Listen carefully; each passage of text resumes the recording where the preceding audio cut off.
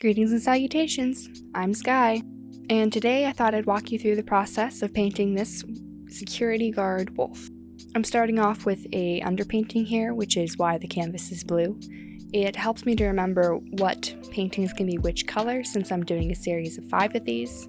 It also stops the canvas from showing through little white speckles. Since this is acrylics, I can't really see the sketch once I've painted over it, so I'm starting off by blocking in the shapes and the general colors that I'm going to have in each section. You can see that I've used masking tape to mask off a rectangle in the background. This helps me get straight, clean lines, which would be harder to achieve if I wasn't using the tape.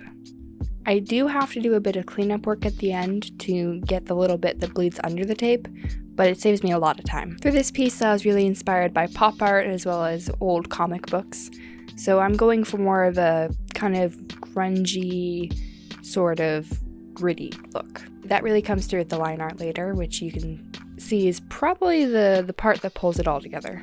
Especially since this piece in particular is pretty dark in value, so all the colors kind of blend together even after I've added all the shading and highlights and things to separate them. One of the main things I wanted to achieve with this painting was a large variety of texture.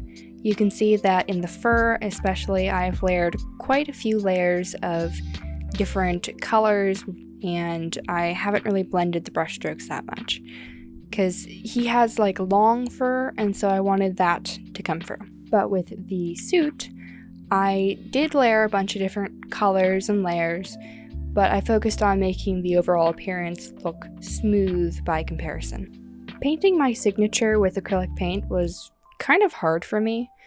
I am not used to doing that kind of thing with such a thick medium, so I found that the best approach was probably to roll the brush to pick up the pigment more evenly. I finished off with some highlights and a little bit of cleanup work, and here he is. Catch you later, my lovelies.